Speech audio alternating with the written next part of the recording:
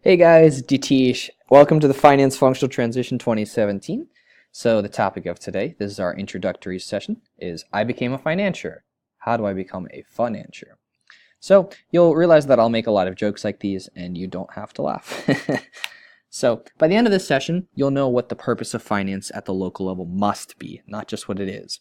You'll also understand the role and specific JD of an LCVP finance and how that connects to the entirety of the ISIC United States plenary. And the third thing is how to connect finance to other functions and how to support every area through the knowledge of this relationship. So it's not enough just to understand how finance works in terms of budgeting, reporting, accounting, and sustainability, but how does that relate to the other functions and how do you support them? Because as a core function, as a core support function, finance is really the backbone of the organization, and the entity will benefit if finance relates to every other function and is connected. Interconnectivity is a huge part of what finance needs to be. And so, welcome. I said my name is Yatish. It is. And I am your FASI for the functional transition for finance. My name is Yatish Narur. I am from ISIC in Austin originally. I am from the University of Texas. And so this is in the Texas region for ISIC. And I am your MCVP finance for the 17-18 term. My teammates call me Lil Yat. I am actually really not that small, but you can call me Yatish, you can call me Lil Yat, you can call me any variation of that, or anything really, as long as you know that you're talking to me. So, without further ado, let's get into the content. So let's start with an activity. First, I want you to take out a piece of paper, take out your laptop, and pull up your income statement. So take your LC's income statement and tell me a story. Be concise, tell me what's important, but no numbers, only what they mean. So I don't really care about the numbers of your income statement as long as you understand how you got to those numbers. How do those numbers relate to what your operations look like, what your activities look like? Are your revenues on par? What did you do to actually get that? How much did you expend to make sure that you brought in revenue? And so your income statement is a story. It is like a picture book that you should be able to tell people about concisely but effectively. And so you have 2 minutes, just because I don't believe that you need to look at an income statement for too long without being able to paint an accurate picture of the general idea of what's happened. So an income statement is really looking back so that you understand how to plan for the future and now. So yes, give yourself 2 minutes, write it down, and then I want you to present it to your predecessor and your LCP. And what this does is it allows you to see what their thoughts were going into the term and what you need to do to plan accordingly to make sure that all three of you make sure that your LC is the best it can possibly be. Go. So let's start with the why. So finance is the backbone of a dynamic living organization. Without a backbone, there is no structure. So what does that mean? Some of you might be confused at this moment, but really, let's go back for a second. Finance really is the backbone of a dynamic living organization because this organization is not meant to sit and stay the same. It's meant to evolve, change, develop, and really the turnover of people is so great that finance is one of the most constant things that will be in the organization. Without the two main resources of finance and people, you're not going to actually be able to do anything in an organization. You need money and people to make things happen. And so finance is the backbone of this kind of organization that is dynamically changing and evolving. So let's go into what your JD looks like. This should give you a better understanding of what I mean. So a finance LCVP's job description boils down to this page. It's all here and you can look through it, you can kind of check over it and ask any questions that you might have in the future.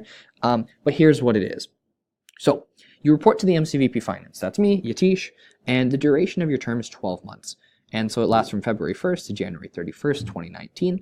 And so you collaborate with your LCP. You're also reporting to your LCP and your EB as well as your LC, but you collaborate with them to understand how to best support, report, and evolve the organization.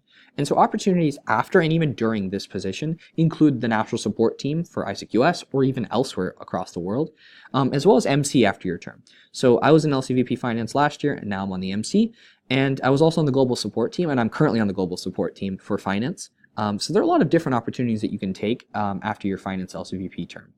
So choose responsibly. The responsibility of the role is split into why, how, what. So why is to drive the exchange performance through financial empowerment of local committees and its members. So supporting your members, investing in them, and really investing in the LC. And then how? It's through budgeting, accounting, reporting, auditing, tracking financial decisions, outcomes, and returns. So there are 6 finance standards, and one of our sessions will go through them. But specifically, we're going to focus on 3 for your LCVP term. So there's budgeting, accounting, and reporting. So the way we look at this is we call it the bar. So you're kind of raising the bar, you're improving budgeting, you're improving accounting, you're improving reporting, and you're making sure those things are a core of what you're doing. And so what? You're responsible for bookkeeping, accounting, and reporting. Like I said, those 3 things. So budgeting also kind of falls into the bookkeeping aspect. And so you're also ensuring that sustainable financial practices are happening. So you're making sure that you not only maintain, but develop the organization. And so your measure of success is, what do your budgeted versus your actuals look like? Are you revisiting those? How often are you replanning? Are you making sure that you're hitting your goals? And are you keeping people accountable to that? And then 100% financial monthly reporting. So as per membership criteria, an LC is required to do monthly financial reporting, and it happens at the beginning of the month, and you have 48 hours. So it comes out on the 1st, and you have until the end of the 3rd to submit it. It's usually a 15 to 20 minute just survey asking questions of how we can support you, what do your financials look like, and it's an auditing process to make sure everything's accurate on your end and ours. And then your key performance indicators include, what is your net income? So how are you supporting exchange functions to make sure your net income is as high as it possibly can be, so your revenues exceed your expenses? What is your percentage of return on investments? So this should be a high percentage. And your percentage of outstanding receivables should be a low percentage. It should be 0% if possible, because you should be collecting on everything that you are owed. And a key requirement is that you are effective in communicating. And what this really means is you're concise but to the point. And so you're concise in the sense that you can convey a lot of data in a very short amount of time in an understandable way. And then another thing is that you have to have team management experience, even if you don't have members. And one of the things that you'll see is we don't have a national structure recommendation for you to have finance members, but you should have good team management experience, because you will be managing the entirety of the LC with your EB. And so that's important. And then finally, strategic planning and execution is very, very essential to this role. You have to understand how to analytically look at things from multiple angles, so that you can report to your EB in a way that they all understand, and you can make decisions effectively and fast and easy way.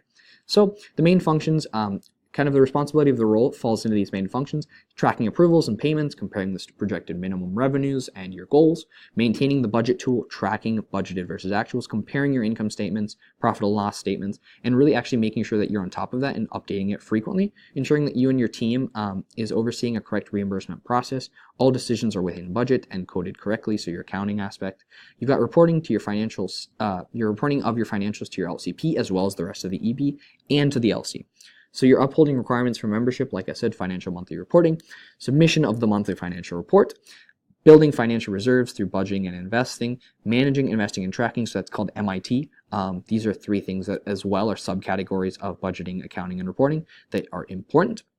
And then you look at accounting, so updating actuals, budgeting, maintaining the integrity of the budget, reporting, comparing projected minimums to your revenues and goals, and how do you convey this, and then auditing, monthly financial reporting, and managing, overseeing an investment, investing, building risk frameworks and decision-making criteria for investments and financial decisions, and tracking, analyzing, and reporting on risks, incomes, and expenses. So we'll go to the next page. So this is a finance checklist. I would take a screenshot of this, write them down, pause the video if you need to. But these are the things that are essential to making sure the end of your term was successful. So all my members have personal goals created month by month for productivity. All my members went through induction. Every LCVP is delivering team standards and you're doing a monthly check of this. So this is all on the TM side of making sure team standards are fulfilled. You're giving your members the experience that they sort of signed up for, and you're making sure that they are functionally prepared. They have functional knowledge through their induction. And then you look at budget versus actuals, and you update it weekly. You're reporting it monthly at least. So you're reporting it monthly to the MC, but you should be reporting it frequently to your EB, frequently to your LC, so that everybody is inside the loop.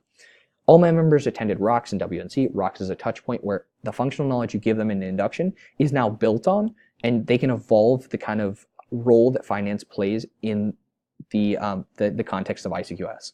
And then WNC is a huge touch point for you as a VP, because it is the second part of your transition and making sure that we build upon the concepts that your predecessor and your LCP have given you, and making sure that you build a community. We have an identity as a finance network, and it's a very important touch point not only for you but also your members, because they can see what are kind of the next steps in ISIC. Then there's financial monthly reporting. I'll say that a lot during this session. And then finance standards implementation. So there's a focus on the first three, like I said, so budgeting, accounting, and reporting. There's also sustainability, auditing, and legalities. And so we'll focus on budgeting, accounting, and reporting for now because that's kind of the bar. It's the bare minimum that you need to have. Budgeting is a translation of exchange targets to revenue measures. Your months of reserves are calculated based on affiliation fees and also royalty fees. And so 6 months is healthy. If you have more, that means you're not investing. If you have less, that means you need to build up reserves because you don't have enough to survive for 6 months if you have no revenues. And so then calendar year expenses by month need to be kind of mapped out and you see what's happening. And you also do an analysis of cash flow throughout the term to plan your cycle. So our local structure recommendation is not to have finance members, and you as the VP report to the LC and the EB, and you support exchange by allowing more investments to happen, looking at decisions, and actually also partaking in the exchange process. So making sure that you two are selling, so you understand what you're investing your money into.